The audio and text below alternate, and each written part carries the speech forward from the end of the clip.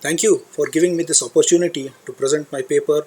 At present, China supplies 80 to 85% of the global demand for rare earths.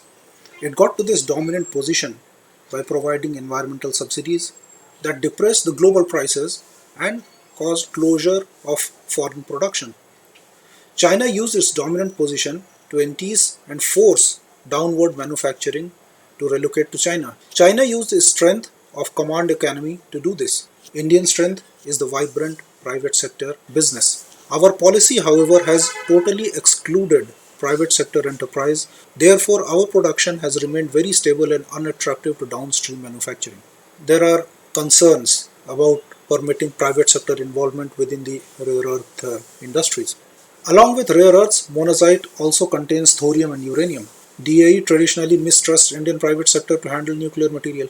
But in his speech of 2nd June 2020, Prime Minister Modi invited private sector to participate in strategic and atomic energy research. The political leadership clearly signaling to the DAE that private sector Indian entrepreneurs, scientists and engineers are equally patriotic and can be trusted.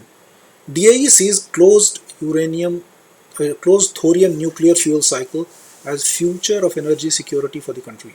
The closed thorium fuel cycle is still not ready for commercial production though. It is our conjecture that whenever it comes online, the requirement would be around 50 tons or so per year.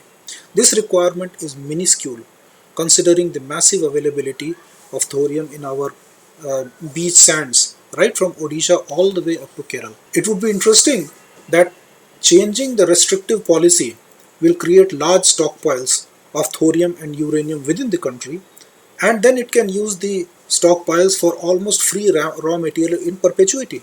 The uranium recovered from these domestic dead stockpiles using Indian companies will be outside the purview of safeguards of the civilian nuclear deals. There have been concerns about illegal monazite exports. Monazite concentrates are radioactive and all Indian ports are equipped with radioactive detection scanners. Therefore, effective monitoring and prevention of any radioactive material shipment is possible. Why kill the entire industry for some theft? There is a law and order problem. Catch the thieves and punish them. Globally, mineral sand is freely tradable. It sells for about $25 per kg in open market.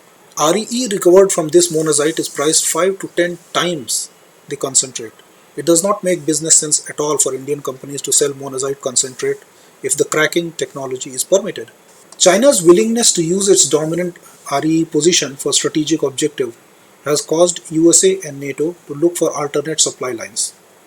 The COVID-19 fiasco by China has further precipitated this move. A recent survey has determined that 40% of American companies in China are considering moving at least part of their manufacturing outside China. Southeast Asia is the preferred location currently, but only 8.4% consider Indian subcontinent as destination. India is ideally suited to leapfrog into the first position. It is exceedingly difficult to develop rare earth projects anywhere on sound economic basis except India. Mineral sands of coastal Odisha, Andhra Pradesh, Tamil Nadu and Kerala can produce rare earth bearing monazite as a byproduct of producing garnet, ilmenite, zircon and rutile. The byproduct nature of rare earths containing monazite makes its production economical and permits India to compete against subsidized Chinese industry without the accompanying subsidy burden. What to do? Permit mineral sand exploration.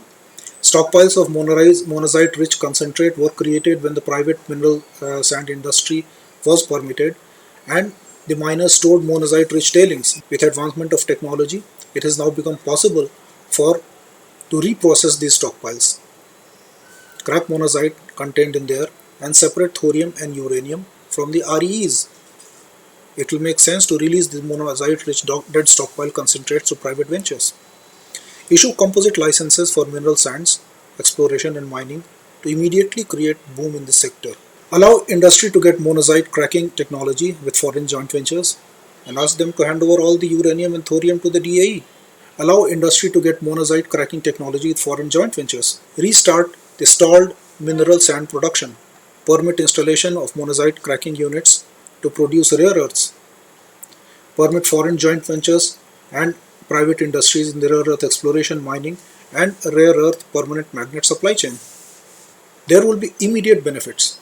Several Indian mineral sand producers have access to monazite rich stockpiles and can establish cracking units to separate rare earths within 2 months, and rare earth permanent magnet production can be started under 2 years. Globally, non-China rare earth permanent magnet units have booked order books full, and the market is in desperate need for non-Chinese supplies. Several downstream users in US and EU have been forced to defer their expansion plans due to non-availability of non-Chinese of permanent magnets. Rapid permitting in India and setting up of reliable supply chains will send a welcome signal to these users and encourage them to move manufacturing to India.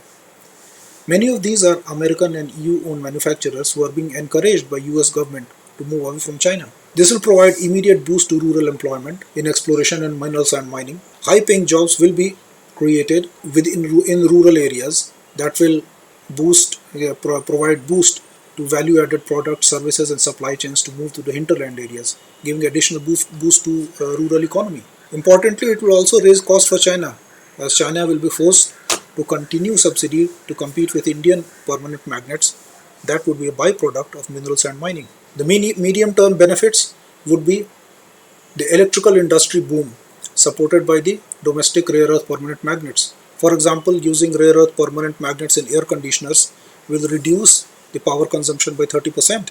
Green power technology industries will boom and power costs will drop as wind power turbines that are currently being imported from China will be manufactured domestically with rare earth permanent magnet availability. Domestic rare earth permanent magnet availability can create electric motor manufacturing boom. Motors are the key components of electric vehicles, and this will provide availability of permanent magnets will provide major incentive for electric vehicle manufacturing within India. It will also give a boost to electronic manufacturing and use raw material availability to attract electronic manufacturing out of China. Rapid government revenue growth with direct tax revenues and additional tax revenues with rapid growth of downstream manufacturing and electric vehicle industry. Start high technology rare earth metallurgical research in India. Increase thorium and uranium stockpiles with DAE. Position India to meet NATO requirements of permanent magnets for their defense industry, who are actively diversifying defense material supply chains away from Chinese influence. Being able to supply these critical REPMs will add to India's strategic importance for NATO. What can happen if we don't? India will miss the boat. Post COVID-19, companies are looking to diversify out of China and several have already chosen Southeast Asia. Rapid and positive policy changes will signal to the industry that India is willing and able to implement rapid reforms and loosen business restrictions. Canadian companies have recently started investing in securing byproducts of REE concentrate sourcing from mineral sand miners in South America.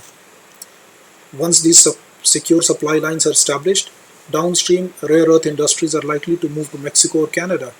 If Indian permitting is slow, the scope of Indian participation and benefits from COVID-19 induced relocation will diminish, and we'll have to contend to compete with these well-established players.